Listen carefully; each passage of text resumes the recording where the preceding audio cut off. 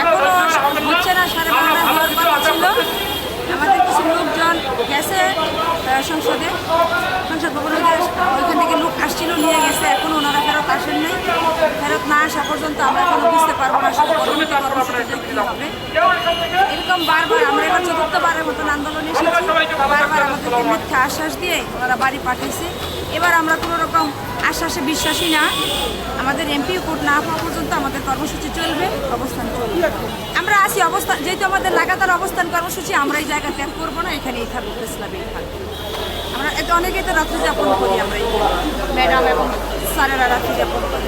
আমাদের দাবি স্বীকৃতিপ্রাপ্ত সকল শিক্ষা প্রতিষ্ঠান এমপিওভুক্ত, অর্থাৎ আমরা শিক্ষকতা করি, একই ক্যারিকুলাম, একই পাঠ্যপুস্তক পড়াই, কিন্তু আমরা বেতন পাই না।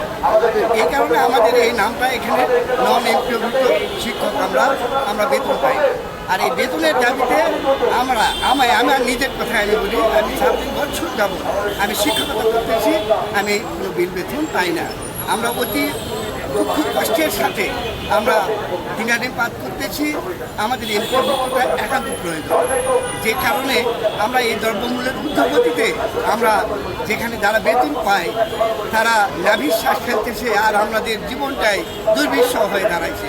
আমরা পারতেছি না আমাদের বৃদ্ধ পিতামাতার ঔষধপত্র জোগাড় করতে পারতেছি না, আমাদের সন্তানদের লেখাপড়ার খরচ জোগাড় করতে। সমাজে আমরা অবহেলিত, নির্যাতিত, নিষ্পেষিত। আমাদের কোনো দোকানদাররা আমাদের দেখে ভয় খায়। পদ্মা সেতু, মেট্রো রেল এবং এলিভেটেড এক্সপ্রেসওয়ে নির্মাণের গর্বিত অংশীদার বসুন্ধরা সিমেন্ট। আজকে আমাদের কর্মসূচি ছিল শিক্ষামন্ত্রীর অভিমুখে লং মার্চে, কিন্তু আমাদের নেতৃবৃন্দ যোগাযোগ রাখতেছে। তারা বলেছে যে আমরা যদি মন্ত্রণালয় থেকে যাচ্ছি, যদি সেখান থেকে আসার পরে কি নিউজ হয় সেই নিউজের উপর ভিত্তি করে আমরা পদক্ষেপ নেব। এই অপেক্ষায় আমরা এখন পর্যন্ত আছি যে লং মার্চে তারা আসবে, আমাদেরকে যে ঘোষণা দেবে আমরা সেই হিসাবে। আর আমরা এখানে থাকতে চাই না। আমরা শিক্ষক মানুষ, আমরা চাই আমরা দেশ গড়ার কারিগর। আমাদের মাধ্যমে এদেশের জাতি উন্নত হচ্ছে। আমাদের শিক্ষকেরা আজকে বিভিন্ন দপ্তরে তারা দেশ সেবা করতেছে, অথচ শিক্ষকেরা আমরা কোনো বেতন ভাতা পাই না। এটা একটা অমানবিক।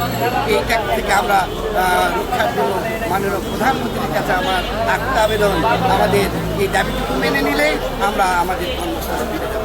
আজকে চতুর্থবারের মতন 108 দিনে আমরা আন্দোলনে রত রয়েছি। তো আমাদের আজকের কর্মসূচি ছিল শিক্ষা মন্ত্রণালয়ের লং মার্চ এমপিওভুক্ত দাবিতে, কিন্তু আমাদের একটা প্রতিনিধি দল সংসদ ভবনে স্পিকারের মাধ্যমে শিক্ষামন্ত্রী বা শিক্ষার সাথে সংশ্লিষ্ট যারা রয়েছেন মহানগর স্থায়ী কমিটির সদস্য, তাদের সাথে সাক্ষাতের জন্য তারা গিয়েছেন এবং আমরা জানতে পেরেছি তাদের সাথে দেন দরবার বা আলাপ আলোচনা করার জন্য বিভিন্ন পর্যায়ে তদবিরে তারা রত রয়েছেন এবং তাদেরকে আশ্বস্ত করেছেন যে আমরা আপনাদের দাবি দেওয়া মেনে নিব, আপনারা ক্ষান্ত হন, আপনারা আপাতত লং মার্চ কর্মসূচি স্থগিত রাখেন। যদি আমরা আলোচনার মাধ্যমে আপনাদের দাবিতে পূরণ করতে পারি, সেক্ষেত্রে রাজপথে আপনাদের আন্দোলন করার প্রয়োজন নেই। এভাবে আমাদের এখনও একটা দল সংসদের আলোচনা রয়েছেন স্পিকারের নেতৃত্বে, শিক্ষামন্ত্রী বা তদুর্ধ্বন কর্মকর্তাদের সাথে আলোচনার জন্য। এখানে যদি ফয়সালা কিছু হয়ে যায় তো ভালো, আর যদি না হয় আমাদের নূতন করে কর্মসূচি আসবে। আমরা ইনশাল্লাহ এমপিভুক্ত দাবি বাস্তবায়ন করেই তবে বাড়ি ফিরব।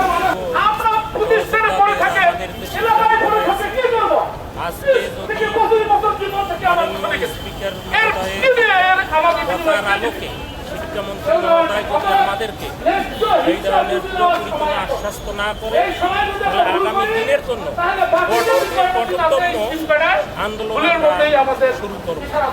কারণ আমরা যেহেতু না খেয়ে এত হতো, 20-25 বছর বেকার শ্রম দিচ্ছি এবং হাজার হাজার স্টুডেন্টকে আমরা সনদদান করেছি আমাদের মাধ্যমে বিনামূল্যে। অতএব আমাদের দিকে যদি লক্ষ্য না করে, আমাদের খেয়াল না রাখে, তাহলে কিন্তু সুস্পষ্ট কোনো ঘোষণা না আসলে আমাদের কঠোরতম আন্দোলন আমরা শুরু করব। রাজপথে থেকে যাব, যতদিন শুরু হবে না ততদিন যাবত আমরা রাজপথে অবস্থান করব।